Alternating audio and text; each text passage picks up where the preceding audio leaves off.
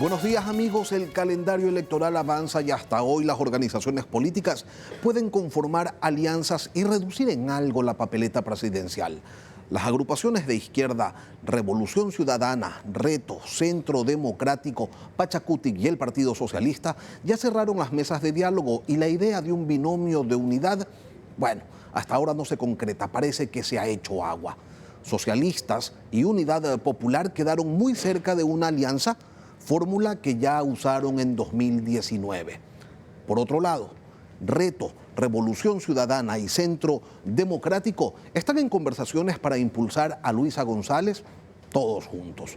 Ella es la única candidata presidencial de los 17 que nació en Quito, sin embargo se autodefine como Montuvia Manabita. En el siguiente mapa analicemos los orígenes de los demás aspirantes a la presidencia de la República para los comicios del próximo año. 10 provienen de Guayas, 1 de Manabí, 1 de Los Ríos, 1 de Azuay, 1 de Loja, 1 de Cotopaxi, y está el primer mandatario que busca la reelección. Daniel Noboa nació en Miami, Estados Unidos. Pero ¿qué pasa con la capital? Que desde hace un buen tiempo ha dejado de ser ese espacio que generaba por decenas líderes que eran protagonistas de la política y sus asuntos. Bueno, lo vamos a revisar con el doctor Pablo Medina, politólogo, docente de la Universidad San Francisco de Quito. Doctor Medina, buenos días. Gracias por acompañarnos hoy en Contacto Directo. Muy buenos días, es un placer estar con ustedes. ¿Cuáles son las razones por las que Quito ha perdido ese liderazgo político que le fuera característico? A ver, yo creo que no podemos hablar de una sola razón. Yo creo que, como casi todo en política y en las ciencias sociales, es un fenómeno multicausal. Pero lo que sí podemos ver es una tendencia que no solo se manifiesta en los liderazgos nacionales, es decir, los candidatos a las presidencias, a, no sé, liderar las listas nacionales para asambleístas, sino incluso a nivel de elecciones de la capital. Cuando pensamos que en las últimas elecciones los candidatos a la alcaldía normalmente llegan al puesto de burgomaestre con cifras que no llegan al 50%, es decir, no hay este triunfo claro, lo cual da cuenta de una diversificación de los actores políticos, pero también de esa incapacidad, digamos, de aglutinar masas. Ahora, cuando pensamos a nivel nacional, yo creo que hay dos niveles de análisis. Un nivel de análisis es cuantitativo, es decir, cuántos candidatos de Quito se presentan. Ahí podemos pensar que desde el retorno a la democracia, desde el 78, son más o menos 123 personas las que han buscado llegar a la presidencia de la República, y de ellos, más o menos, el 28%, el 30%, un tercio han sido quiteños. Lo que, por ejemplo, contrasta con la otra ciudad más importante del Ecuador en términos demográficos, es decir, Guayaquil, en donde tenemos un 47% de candidatos. Entonces, siempre ha habido más candidatos de la costa y particularmente de Guayaquil frente a los de la sierra y particularmente de Quito. Pero si Quito es el eje de la política nacional, donde se gestan las cosas, la sede del Ejecutivo, del Legislativo, de todas las funciones del Estado, ¿qué pasó en su sociedad que se dejó desencantar de ese elemento que le corre por las venas, que la atraviesa transversalmente como lo es la política? Esa es una excelente pregunta, pero también yo creo que en la pregunta hay parte de la respuesta. Al ser Quito el centro político, hay muchos candidatos, muchas personas que se interesan en la política y en el futuro son candidatos, que sin ser de acá, sin ser de la capital, estudian o hacen su vida en la capital. Entonces, claro, también uno tendría que pensar en qué candidatos son naturalmente de Quito, es decir, nacieron acá, y qué candidatos, aunque no hayan nacido acá, hicieron su vida y su vida política acá. Estoy pensando, por ejemplo, en el caso de Yamil Maguad, que siendo lojano fue alcalde de Quito y uno podría decir que fue un alcalde quiteño, más que alcalde, fue un candidato a la presidencia y presidente que uno podría identificarlo con Quito. Lo mismo podría pasar con Sixto Durán Ballén, que nació en Boston y sin embargo hizo su vida acá. Es decir, hay estos fenómenos en donde al ser la capital concentra personas de otros orígenes que hacen su vida política acá y que claro, en el momento en el que los contabilizamos, no los contabilizamos como quiteños, pero han hecho su vida acá. Lo mismo puede pasar al contrario, lo que se acaba de mencionar con la candidata Luisa González, por ejemplo, que habiendo nacido acá, ella no se identifica como una quiteña, sino como una persona de Manabí. Entonces, también hay estos fenómenos en donde es difícil contabilizar quién es y quién no es quiteño. Pero yo creo que la capital sigue siendo un crisol de políticos, aunque no necesariamente de las personas que nacen acá. La pregunta es por qué las personas que nacen acá no figuran en las papeletas, al menos no en las a candidato a la presidencia de la República. Esa precisamente es mi siguiente pregunta, doctor Medina. ¿Por qué no ha habido organización, colectivo o sujeto que llene ese vacío? Y ahí hay algo bien interesante, el tema de la organización. Hay unas características que han ido cambiando en el Ecuador y que tenemos que reconocerlas. La pregunta misma de por qué no hay candidatos de la capital también viene de una tradición política, de una división regional en el país, en donde tradicionalmente hemos esperado este equilibrio costa-sierra y especialmente Quito-Guayaquil como las ciudades demográficamente más importantes de las regiones. Entonces, ¿y esto por qué? Porque pensamos en que hay unos intereses de la costa y de la sierra que se representan políticamente a través de sus candidatos y nos extraña que el polo, digamos, serrano, que sería Quito, no esté presentando candidatos. Ahora, cuando digo que ha habido una evolución, habría que ver si es que esos intereses que, digamos que por historia, desde el nacimiento de la República en 1830 eran distintos, no se han ido homogenizando. Entonces ya no es fundamental para los quiteños tener un candidato quiteño en la papeleta, pueden perfectamente votar por un candidato guayaquileño o de otro origen, porque sienten que sus intereses están representados. Y por otra parte está la crisis de los partidos y de los movimientos políticos, en donde vemos que son maquinarias electorales cada vez más afinadas, más sofisticadas en términos de marketing, pero que no buscan ni generan ese tejido social y tejido político en la capital, que sería muy importante, porque normalmente eso luego te da votos, sino que ahora recurren a otras estrategias. Dicen, con una buena campaña en redes sociales, compenso el no haber hecho trabajo de base en primarias y con juventudes políticas en la capital. Con lo que usted señala, doctor Medina, nos aproximamos a una respuesta ante el hecho de que el quiteño haya dejado de exigir un coterráneo para el desempeño de la política nacional. Sin embargo, ocurren cosas extrañas, o al menos lucen extrañas, porque hay binomios que incluso pasan de largo de la capital a la hora de construir sus fórmulas electorales y eso ya pues luce raro, ¿no? Quizá justamente por lo que acabo de mencionar, en el sentido de que al saber que los quiteños no necesariamente buscan ni necesitan votar por un quiteño, estratégicamente un candidato de la costa, por ejemplo de Guayaquil, de Manabí, diría, voy a buscar capitalizar votos con mi binomio en un lugar en donde sí llame la atención que el candidato sea de ese origen, por ejemplo, qué sé yo, Cuenca, Loja, etcétera. Entonces yo digo, bueno, necesito votos en la sierra, los quiteños de todas maneras van a votar por mí, pero quizás sí pueda capitalizar, estoy poniendo como ejemplo, votos en Cuenca si tengo un binomio cuencano. Es decir, quizá haya otros lugares en donde es todavía importante el origen del candidato. Yo creo que esa podría ser una explicación de por qué en el momento de elegir yo no busco un quiteño, busco a alguien que me permita capitalizar en otra ciudad de la sierra o de la Amazonía incluso, y luego hago campaña en Quito, que sé que no es determinante para los quiteños votar por alguien de su origen, lo cual desincentiva esta búsqueda de un binomio quiteño. Además que, insisto, sí hay una pregunta que no estoy resolviendo porque creo que no es fácil, que es por qué no hay quiteños como primeros en las listas o primeros como candidatos a la presidencia. Porque sí lo era antes, ¿no? O sea, antes sí era importante, hasta hace poco era importante que un quiteño esté en la papeleta y de repente ya no lo es. Esta evolución de la conducta de la sociedad capitalina viene acompañada de una postura cómoda quizás de las organizaciones políticas, viene acompañada de la ausencia de liderazgos que no se construyen, que no aparecen. Las últimas organizaciones que fueron representativas pues, a nivel nacional, si no me equivoco, fueron la Izquierda Democrática y la Democracia Popular, de las que poco y nada quedan. Estamos de acuerdo en términos de organizaciones políticas, pero yo creo que hay dos elementos adicionales. Uno, el cambio demográfico, es decir, Quito es una ciudad de migrantes internos y de migrantes externos, lo que ha quizá quitado importancia a esta búsqueda o identificación con el candidato quiteño, porque si yo vengo de otro lugar o si es que soy primera generación de nacido en Quito, pero mis padres, mis abuelos son de Ambato o de Riobamba o de Ibarra, probablemente no sea un tema para mí votar por un quiteño, eso por una parte, pero hay una palabra que se acaba de usar que me parece importante: comodidad. Si algo, y esta es una pista, es una hipótesis, si algo se ha visto es que la participación política y la participación social en general tiene mucho que ver con respuesta a necesidades.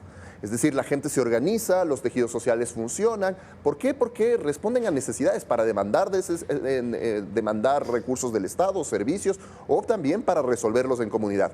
Si nos ponemos a pensar en cosas básicas, como por ejemplo recolección de la basura, agua, electrificación y alcantarillado, en general, las cifras de Quito son muy superiores al promedio nacional. Es decir, Quito es una ciudad mucho mejor atendida que la mayoría del país, salvo por electrificación, en donde digamos que estamos cercanos del promedio nacional al promedio quiteño.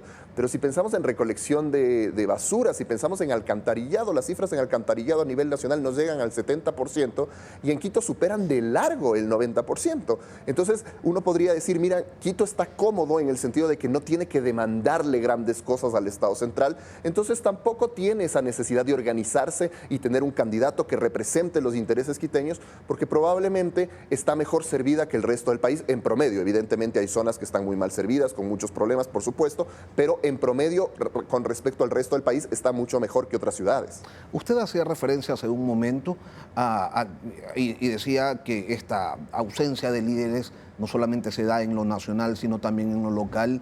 Y desde Mauricio Rodas, quien llegó a la alcaldía con el 58%, pues no se ha visto a otro alcalde que supere la barrera del 50%. De hecho, los últimos alcaldes de Quito apenas sobrepasan el 25%. Creo que Pavel Muñoz ni siquiera llegó a ese valor, se quedó en 24 algo. Entonces, sin duda hace falta alguien que cohesione los intereses, que por muy diversos que pueden ser de los distintos segmentos de la sociedad capitalina, no hay alguien que logre aglutinarlos a todos. ¿Y por qué se da eso, doctor Medina? Porque, ok, Quito puede estar muy bien atendida, pero no hay nadie que motive por igual mayoritariamente a quienes habitan, a quienes viven pues, en la capital de la República. Yo creo que ahí podemos ver algunos puntos.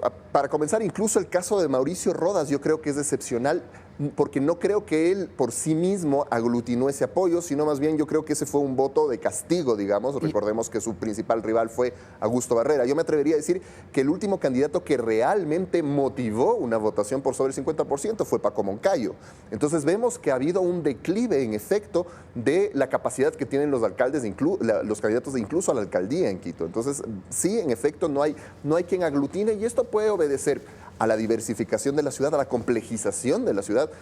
Pensemos que las características de la ciudad de Quito son muy diversas. De hecho, hay incluso iniciativas de algunas parroquias de formar otro cantón porque no se sienten identificadas o no se sienten atendidas por la administración del municipio al tratarse de una ciudad tan diversa. Entonces es difícil llegar a todos los lugares, es difícil capitalizar la capital, que eso puede ser un problema del que estamos hablando. Y lo otro también tiene que ver con los números de candidatos, pero aquí hay unas sutilezas, porque cuando uno dice, por ejemplo, pensando a nivel nacional la cantidad de candidatos, entonces en esa cantidad de candidatos puede que se disperse el voto, pero incluso ahí tendríamos que pensar bien de qué estamos hablando, porque si bien es cierto, en promedio, en todas las elecciones, de las 3 elecciones que hemos tenido a la presidencia, el promedio es de 9 candidatos, con 2021 siendo el récord con 16 candidatos, pero en general, de esas 13, en 10, el voto, más del 80%, se concentra en los 4 primeros candidatos.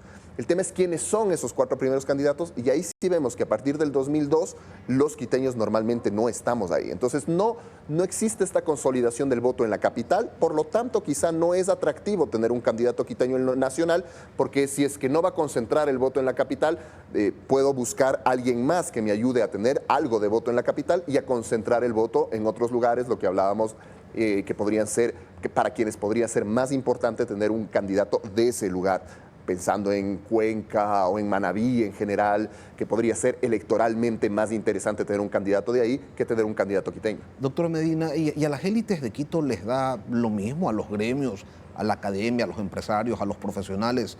¿Les da lo mismo que quien dirija el país sea de cualquier lado? No importa, en serio. Yo no sé si no importa, pero lo que sí creo es que los intereses, estos intereses que tradicionalmente estaban divididos entre sierra y costa, entre Quito y Guayaquil, esos intereses a nivel macro, por ejemplo macroeconómico, pensando en las élites, se han igualado en algún sentido. Es decir, una vez que, si bien es cierto, el país está dividido territorialmente, incluso a nivel empresarial, pero una vez que las personas que dirigen el sector comercial en la sierra y la costa identifican que sus intereses son similares, lo que les interesa es alguien que defiende esos intereses. Si es quiteño, guayaquileño, manteño, da exactamente igual. Entonces, habría que pensar más bien en si es que esos intereses, digamos, a nivel de élite, entre industriales, entre productores agrícolas, entre comerciantes, se han de alguna forma igualado, ya es transversal el interés y por lo tanto el origen del candidato no es importante. Otra vez, seguramente a nivel simbólico uno podría decir, me interesaría que sea alguien de Quito porque los conozco, porque tengo contactos con su familia, porque tengo más fácil entrada, podría ser. Pero yo creo que ahí hay un segundo lugar, eso pasa a segundo lugar si es que tengo un candidato guayaquileño que puede garantizar o representar efectivamente mis intereses como empresario. Yo no tengo ningún problema en votar por el candidato guayaquileño en lugar del candidato quiteño o serrano que no siento que vaya a defender mis intereses. Entonces yo creo que eso, el tema del origen, al menos a nivel de Quito, ha pasado a segundo plano. ¿Diría usted, doctor Medina, que la crisis de los partidos políticos, la ausencia de liderazgos, motivó a que la sociedad capitalina entienda la política de otra manera y de cierto modo evolucione su forma de entender el manejo del poder? Estos dos factores que usted plantea, pero además la diversificación y el cambio de la sociedad quiteña. Yo creo que Quito ha sufrido a nivel demográfico, a nivel de composición de su ciudadanía, un importantísimo cambio durante, digamos, el despertar del siglo XXI. La primera década del año 2000 y sin duda la segunda década han marcado una nueva población quiteña.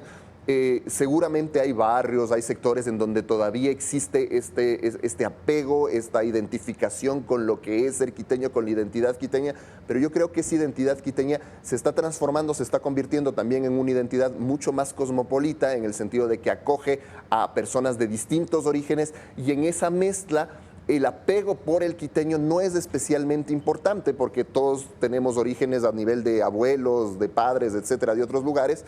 Y quizá la interpretación de lo que nos importa tiene que ver con estar bien servidos, con que la ciudad funcione, con que el país nos dé ciertas garantías, más allá de dónde venga la persona que lo va a administrar. Incluso en términos de inseguridad, podríamos decir que ha cambiado, que la inseguridad nos está homogenizando lastimosamente, y entonces podemos decir, en Quito ahora nos sentimos tan inseguros como en cualquier otra ciudad del país, o en ciudades de la costa que antes tenían mayores índices de criminalidad o de violencia. Ahora decimos, no, somos muy parecidos, así que en realidad da igual si es que es un quiteño, un guayaquileño, un manteño, un riobambeño, lo que me interesa es que me soluciones el problema de la inseguridad, que me soluciones el problema del empleo, que la ciudad esté bien servida.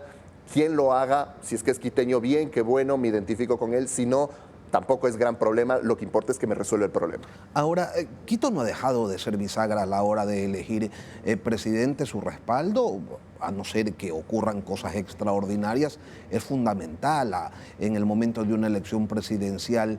¿Qué es lo que busca el quiteño cuando piensa la política, cuando ejerce la facultad de elegir? Si está muy bien servido, ok, eso se lo hace a un lado. Entonces, ¿qué es lo que lo motiva?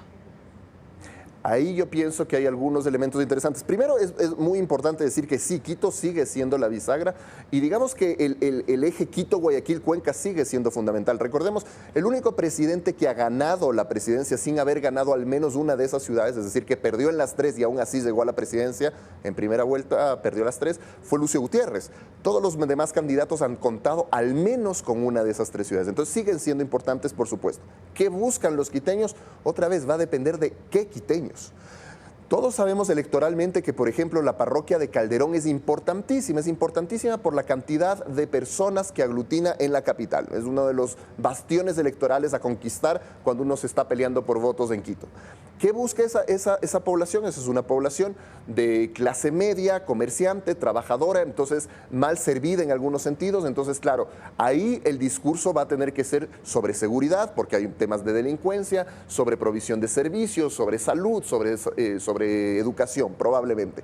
Pero si es que nos trasladamos a una parroquia como por ejemplo Cumbayá o Tumbaco, de las más ricas de la capital, en general, Iñaquito, el centro, Cumbayá, La Pradera, más o menos en ese eje concentramos la mayor parte de actividad económica y de riqueza de la capital, es de las mejores servidas, con la mayor cantidad de servicios. Probablemente ahí el tema que más golpee sea el tema de la libertad de emprendimiento, económica. Ahí puede ser muy importante el que no afecten mis intereses como empresario o como parte de una empresa, un conglomerado comercial. Es decir, las características de lo que busca el quiteño en Calderón y en Iñaquito probablemente son completamente distintas. Ni hablemos del sur de la ciudad, que el sur de la ciudad tiene otras dinámicas comerciales, económicas. Entonces, otra vez, estamos hablando de capturar Quito como bastión electoral es muy complicado. Y yo creo que los candidatos lo tienen claro. Ellos dicen, a ver, a Quito hay que fraccionarlo, hay que ver en qué lugares yo ya estoy posicionado simplemente por el hecho de defender los intereses de ese lugar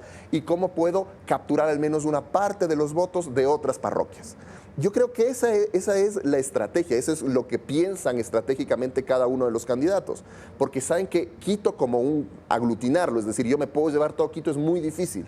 Hay que pensarlo en secciones y ver cómo puedo entrar a esas secciones. Yo creo que esa es la estrategia, ese es el camino para quien quiera sacar votos de Quito, que creo que son fundamentales a la hora del conteo nacional. A su criterio, entonces, doctor Medina, los tiempos han cambiado tanto que no cabe estar pensando en liderazgos que unifiquen a toda la capital y tampoco cabría pues hablar de orfandad de liderazgos, ya que no es esa la dinámica que ahora funciona con la que se maneja Quito. La complejización de la ciudad probablemente nos haya llevado a ese punto gris. Justo, no podemos decir que no hay liderazgos porque los hay por sectores, hay líderes barriales, hay líderes, incluso, digamos, la alcaldía de Quito, el alcalde de Quito sin duda tiene algún apoyo, por algo llegó a ser alcalde, pero evidentemente pretender que vas a juntar todos los intereses de Quito a mí me parece que es muy complejo hoy en día.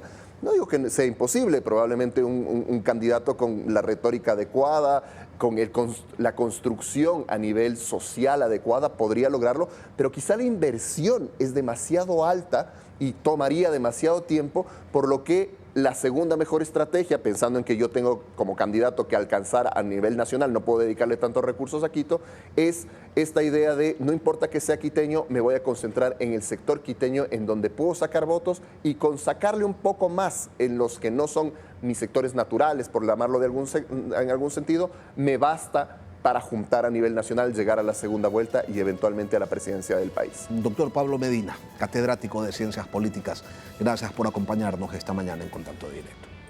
Gracias por la invitación.